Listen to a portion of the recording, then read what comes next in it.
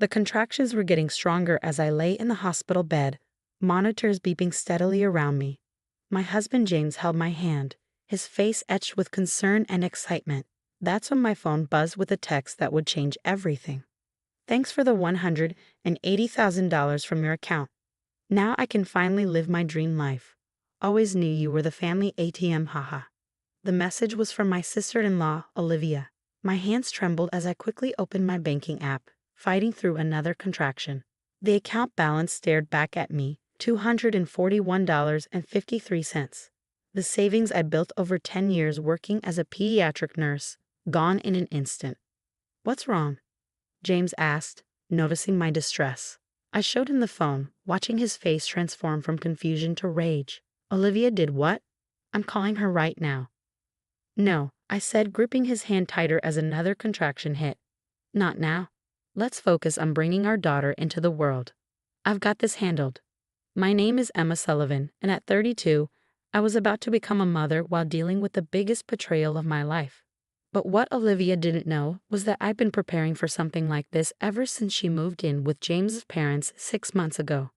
The signs had been there from the start. Olivia, perpetually unemployed at 27, had always viewed my savings with envious eyes.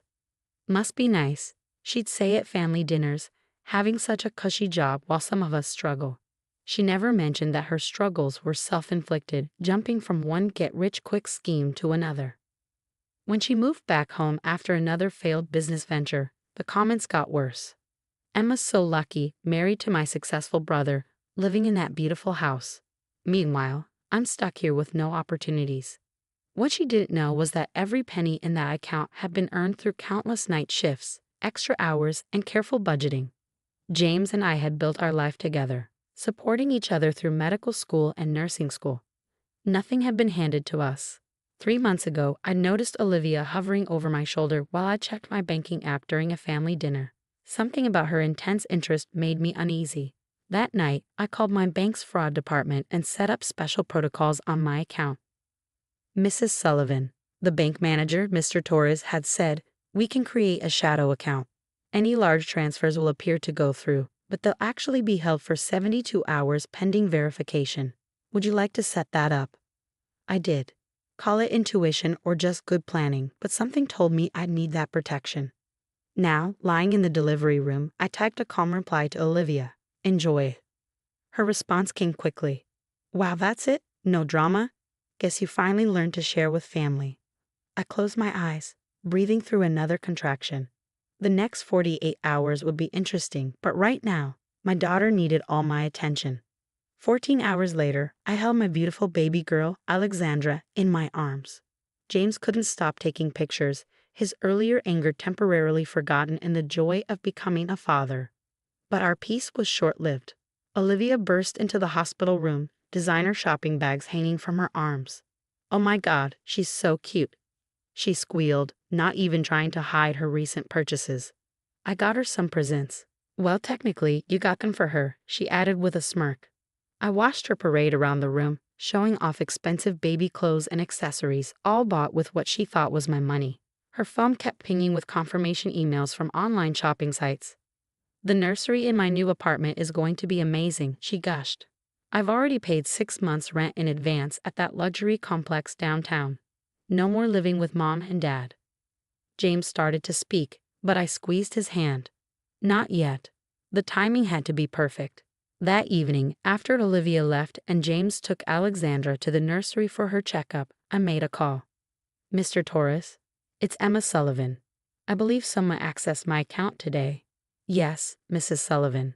As per our previous arrangement, all transactions have been held in our secure holding facility. Would you like me to proceed with the fraud investigation?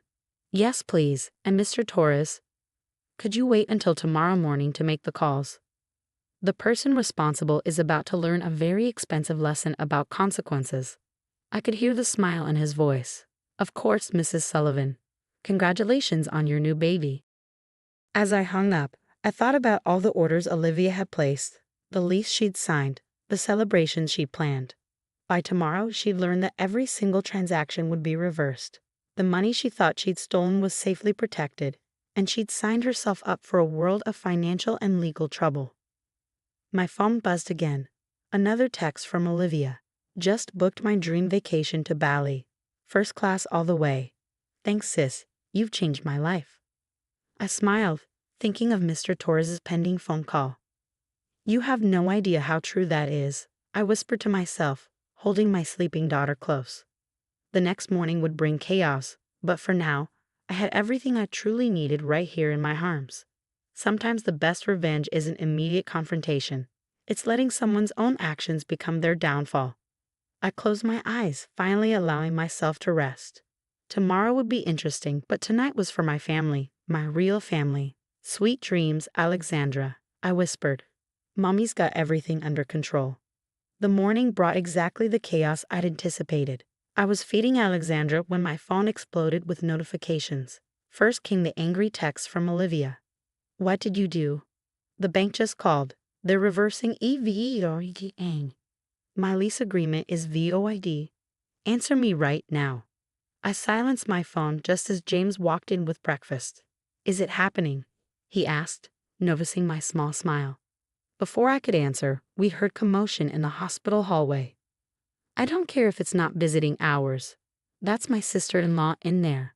Olivia's voice carried through the door seconds before she burst in, her perfectly styled hair now disheveled, designer clothes from yesterday wrinkled as if she'd slept in them. Fix this, she demanded, waving her phone at me. The bank manager says I'm being investigated for fraud. Fraud? Me? Your own family. I continued feeding Alexandra, my voice calm. Actually, it's exactly what it looks like. You committed fraud, Olivia. Did you really think you could steal $180,000 and there wouldn't be consequences? Steal, she scoffed, though her voice quivered. You're being dramatic. We're family. I just borrowed it. I was going to pay you back once my new business took off. What new business? James finally spoke up, his tone sharp. The crystal healing workshop? Or the pyramid scheme you tried joining last month? Olivia's face reddened. You don't understand. I had everything planned. The apartment lease is signed. I've bought inventory for my new boutique, booked non-refundable trips. Her voice trailed off as panic set in. Emma, please, you have to tell the bank this was authorized. I adjusted Alexandra in my arms, looking directly at my sister-in-law. Let me explain exactly what's happening, Olivia. Every transaction you made in the last 24 hours has been flagged as fraudulent. The money never actually left my account. It was held in a secure facility waiting for my verification, which I denied. But I have contracts signed. Financial commitments. The reality was finally hitting her. Yes, you do, I agreed. Contracts you signed based on money you stole. Would you like me to explain the legal term for that? It's called criminal liability. Olivia sank into a chair, her face pale. You planned this. You knew I would do it. No, Olivia. I protected myself because I saw how entitled you become. There's a difference. Just then, Olivia's phone rang. The caller ID showed looks UI pale on his apartments. Her hands shook as she answered on speaker. Miss Matthews, this is Sandra from leasing. We've been notified by the bank that your payment was fraudulent. We need you to vacate the apartment immediately and return all keys. We're also reporting this incident to the rental bureau. Olivia ended the call, tears streaming down her face. My credit score, my dreams, everything's ruined. Your dreams? James stepped forward, anger evident in his voice. You tried to steal from my wife while she was in labor. Do you have any idea how twisted that is? I just wanted a better life. Olivia sobbed. Emma has everything. The perfect job, the perfect house, the perfect baby. It's not fair. Not fair? I shifted Alexandra to my shoulder, my composure finally cracking. I worked night shifts for years to save that money. I put myself through nursing school. James and I built our life together through hard work. The only thing that's not fair is you thinking you deserve the rewards of someone else's effort. A knock at the door interrupted us. Mr. Torres himself stood there, accompanied by 2 police officers. Mrs. Sullivan, he nodded to me. Miss Matthews, these officers would like to speak with you about the attempted fraud on Mrs. Sullivan's account. Olivia's eyes widened in terror. Police? Emma, please, don't do this to me. I looked at my daughter, then back at Olivia. I'm not doing anything to you. These are the consequences of your own actions. Miss Matthews, one officer stepped forward. Please come with us. We need to take your statement. As they led us sobbing Olivia away, James sat on the edge of my bed, taking Alexandra in his arms. I'm so sorry, he whispered. I never thought she'd go this far. I know, I said softly. But maybe this is what she needed, a wake-up call. Mr. Torres lingered in the doorway. Mrs. Sullivan, all transactions have been reversed. We flagged Miss Matthews in our system to prevent future attempts. Would you like to press charges? I had thought about this moment for hours. Not yet, I said finally. Let's see if she learns from this first. After he left, James looked at me questioningly. You're giving her another chance. Not exactly, I replied. But sending her to jail won't teach her the value of hard work. I have something else in mind. I picked up my phone and called my mother-in-law.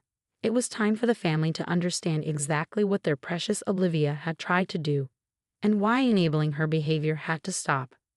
As I held my daughter close, watching the morning sun stream through the hospital window, I knew this wasn't over. But sometimes the best lessons come from facing the consequences of our actions head-on. Olivia was about to learn that the hard way. Your aunt has a lot to learn about family, I whispered to Alexandra.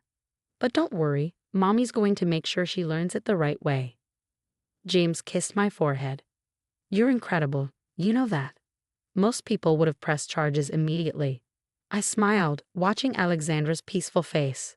Sometimes the best revenge isn't punishment, it's forcing someone to grow up and face reality. The sound of more running footsteps in the hallway told me our family was arriving. It was time for everyone to understand that real love sometimes means tough lessons, and Olivia's lesson was just beginning. 6 months after the incident, I sat in my backyard watching Olivia mow our lawn, part of our alternative rehabilitation agreement. Instead of pressing charges, I'd given her a choice: face legal consequences or work off her attempted theft through a combination of actual labor and financial education. She chose the latter, though I doubt she initially understood what that meant. Every weekend for the past 6 months, she's been doing maintenance work at our house and taking mandatory financial literacy classes that I paid for. The transformation has been remarkable, if not entirely smooth. Water break, I called out, holding Alexandra on my hip. Olivia switched off the mower and walked over, her designer clothes replaced by practical workwear, her perfectly manicured nails now showing signs of honest work. Thanks, she said, accepting the glass of water. She tickled Alexandra's chin, earning a giggle. You know, I hated you at first for making me do this. I know, I replied simply. But how's that job interview from yesterday looking? Her face brightened. They called this morning. I got it. Entry-level accounting assistant. Nothing glamorous, but it's real work with real potential. I finished for her. And you earned it yourself. The journey to this point hadn't been easy. After that day in the hospital, our family had a long, painful discussion about enabling behavior. My in-laws finally acknowledged their role in creating Olivia's sense of entitlement. No more funding her schemes, no more rent-free living without accountability. The first month was the hardest. Olivia had to move back home under strict conditions. She would work for me during weekends, attend financial classes during weekdays, and apply for real jobs. Any violation would result in immediate legal action. I still can't believe how stupid I was, Olivia said, sitting on our patio steps. Thinking I could just take what you and James built together. The important thing is that you're learning, I responded, adjusting Alexandra in my arms. Speaking of which, how's your savings account looking? She smiled proudly, almost at $3,000. Never thought I'd be excited about saving money, but that class on compound interest really opened my eyes. The sound of James's car pulling into the driveway drew our attention. He stepped out, carrying groceries and grinning at the freshly mowed lawn. Looking good, sis, much better than last month's patchy job. Olivia laughed, a genuine sound that had been rare before. Hey, I'm learning. Just like I'm learning that get-rich-quick schemes are basically just stealing with extra steps. James joined us on the patio, giving Alexandra a kiss. Speaking of learning, Mom told me you helped her set up a budget spreadsheet yesterday. Yeah, Olivia nodded. Once you understand the basics, it's actually kind of fun helping others manage their money better. Whom knew? I shared a knowing look with James. 6 months ago, this conversation would have been impossible. The entitled, resentful Olivia, who tried to steal my savings while I was in labor, had been replaced by someone who was starting to understand the value of hard work and honest living. I should finish the lawn, Olivia said, standing up. But Emma, thank you. Not just for not pressing charges, but for believing I could be better. As she walked back to the mower, James wrapped his arm around me. You know, when you first suggested this rehabilitation plan, I thought you were crazy, but you saw something in her that the rest of us missed. I saw someone who needed to learn the same lessons we did. I replied, nobody gave us shortcuts. We built everything through hard work, smart planning, and respect for each other. Olivia just needed to learn those values herself. Later that evening, after Olivia had gone home, I received a text from her. Just paid for my own car insurance for the first time ever. Feels weird but good.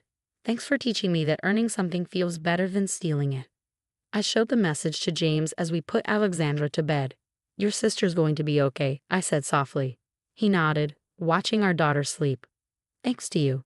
You turned what could have been a family-destroying disaster into a chance for real change. Looking at Alexandra, I smiled. Sometimes the best lessons come from someone believing you can do better. Besides, now she'll have an aunt she can actually look up to.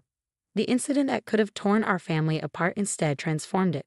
Olivia was building a real future, our in-laws had learned about healthy boundaries, and James and I were stronger than ever. As I closed Alexandra's nursery door, I thought about the money Olivia had tried to steal. It was still there, growing steadily in my account. But the real wealth wasn't in those numbers. It was in watching someone learn the true value of earning their own way in life. That was worth more than $180,000 any day.